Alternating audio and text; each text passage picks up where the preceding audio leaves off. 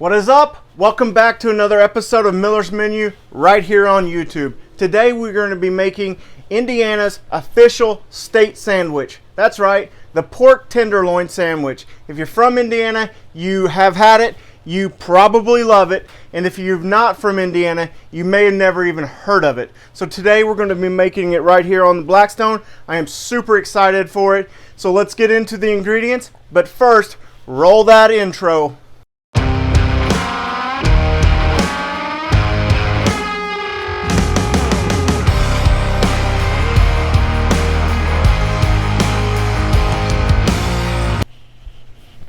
Alright, we're going to mix our batter first. So to do that, we're going to get everything out of it, I guess. We're going to start with 2 eggs. We're going to crack them and whisk them. And then we're going to put in the buttermilk, whisk it around, put a pinch of salt in, get it all mixed up, and then put the flour in there and mix it all up. And then once we have it all mixed up, we will be ready to add our pork.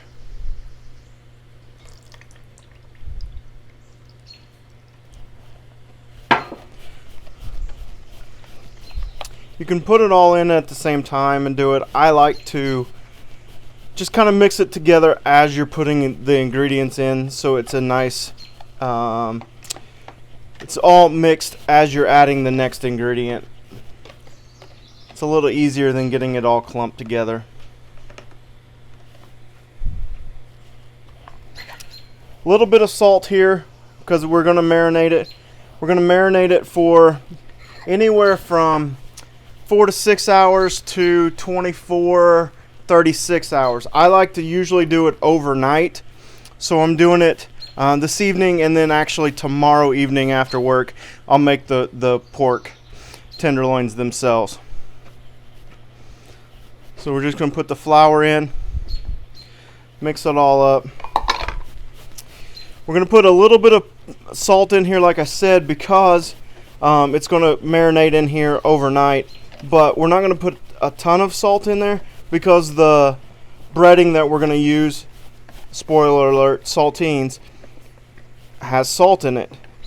So we don't want it too super salty, but you want it to marinate in a salt to get some flavor up.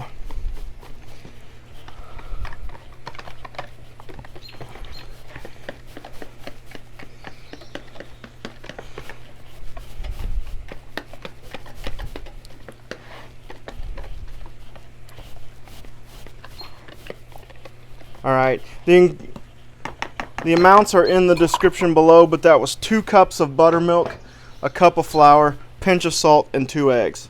I'm going to get my gloves on. People get triggered if you handle pork without gloves on for some reason.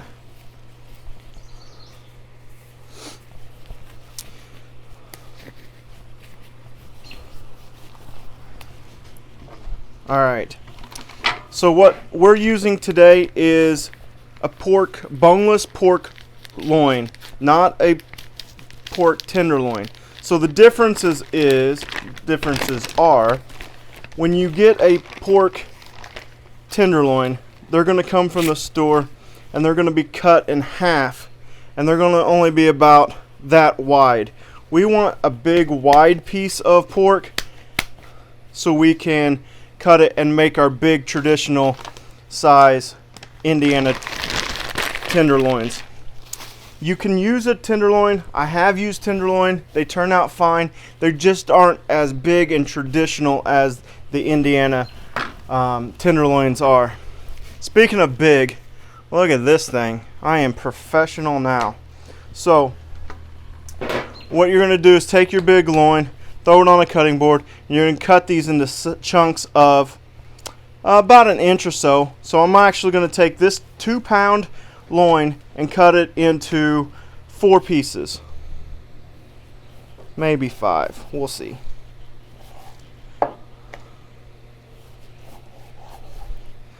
About 1 inch or so. Yeah, we're going to get 5 of them out of it. One of them's a little bigger. But then we're going to take it, put it over here, and you're going to just tenderize it. What you're going to do is pound it out to about 1/4 of an inch. Okay, so you're going to take it from an inch thick and pound it out to 1/4 of an inch. If you don't make it, you don't want it paper thin, but you don't want it a 1/2 inch thick or anything like that. It just is too big and beefy when you eat it. So you want to pound it out to about 1/4 of an inch or so. And when you're pounding it out, that's where you're going to get the size for those tenderloins.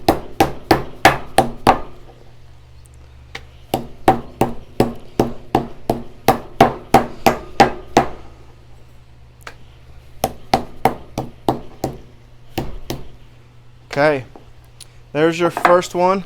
As you can see, it's bigger than my hand. So we're just going to put it in the milk batter and get it submerged. Should probably have not done that until after they were all done.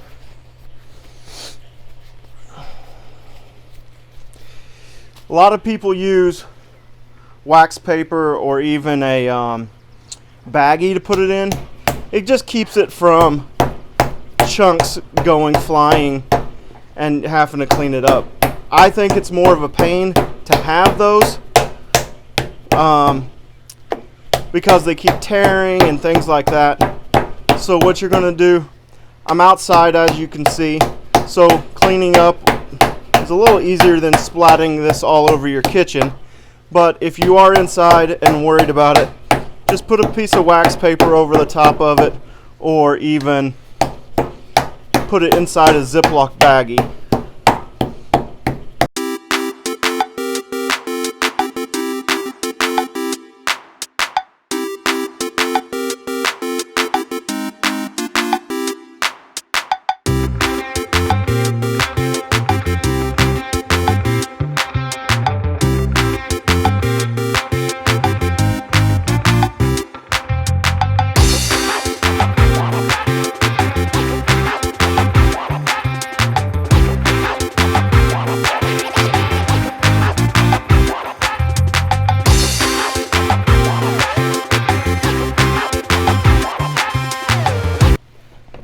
Alright, so now what we're going to do is just move these around, make sure we get them coated in the batter, submerged in the batter, and get them in the fridge, and we'll put a lid on it, and we'll let them soak overnight, and we'll be out tomorrow night finishing it up.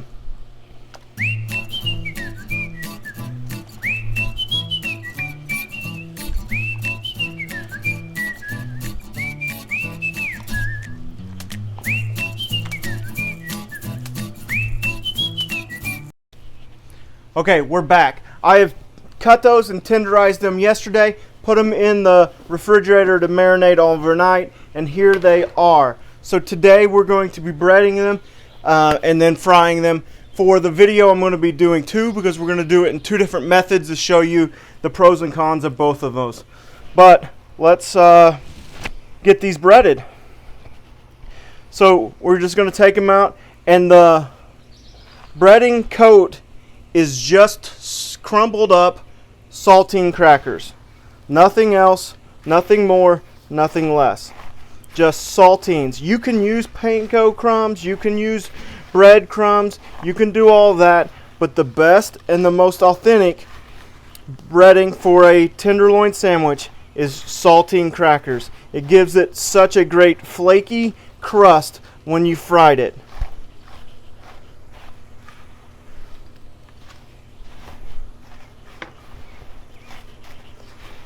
And if you're from Indiana, you know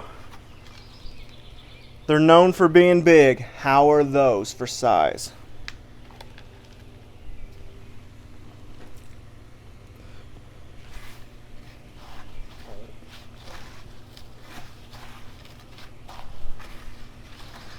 All you're doing is coating them and then pushing the bread, the cracker crumbles down to make sure it coats it and sticks to it. So you're just going to toss it around in it until it's all covered and there's no exposed meat. That's what she said. Michael.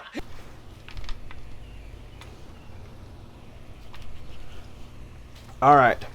What I do is also keep some of it fresh so you're not getting all of your bread cracker crumbles wet and soggy at the same time.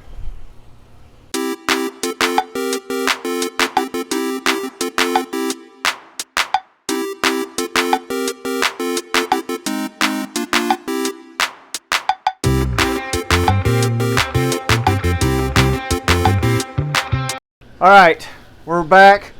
We've been waiting for this pan of oil to heat up. What we're going to do is two different fries today. A pan fry and a shallow fry right here on the griddle. So what you want to do is get the pan hot to 375. It takes a while to get there. And then you want this side to be about that same temperature. What you're going to do is just drop, let's try to get the nice big one. Drop it right there in the grease or the oil. Grab your other oil.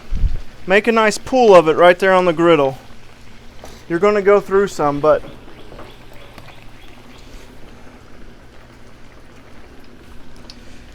right on the griddle. It's going to take about 3 to 4 minutes on each side. We'll check the temperature and we'll go from there. All right, once we get the oil hot, this is going to cook a lot faster, but we could have already had these cooked, ate, and cleaned up by the time this got hot. So just depends on how you want to cook it and how long you want to cook it. If you have a pan, all of that. All right, this has been in there for a couple minutes. The bottom side's nice and golden brown. We're going to flip it. This side is not quite there yet, so we're just going to hold off on it. Got our thermometer.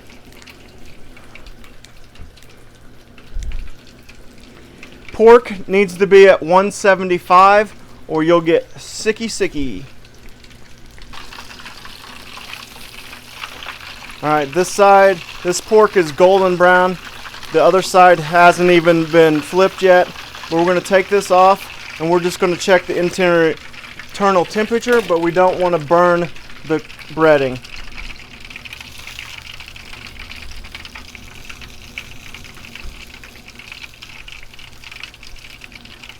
All right, we're up to temperature on that, so we're going to take this one and just set it right on a paper towel to drain. Then we're going to check this one. Looking pretty good.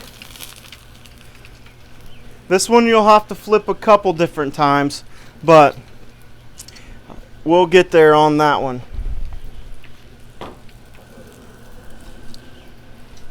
So the tricky part with the shallow fry, there's nothing wrong with it, but part of it is going to get a little bit darker than the other part. So if you want a nice picturesque breading on it, this way is the way to go.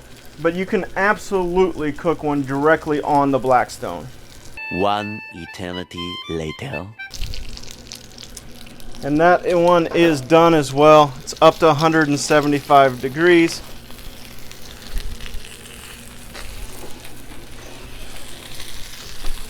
So we're going to pull it off. All right, we've cooked a couple tenderloins, one each way to show you how to do it.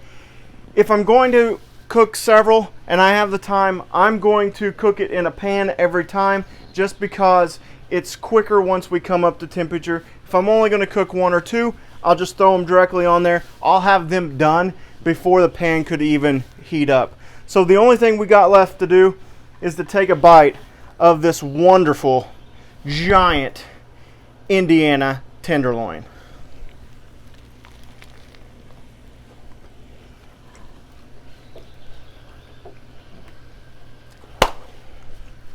That is so stinking good.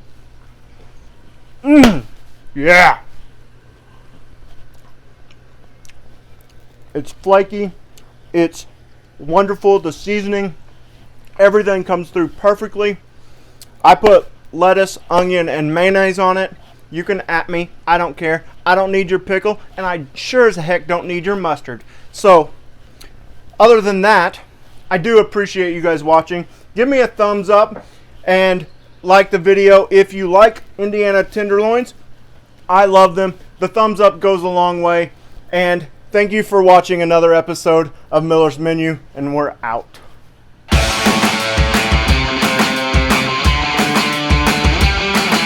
I can't cook like this. Hold on, let me just get changed. All right. What? Wait. All right.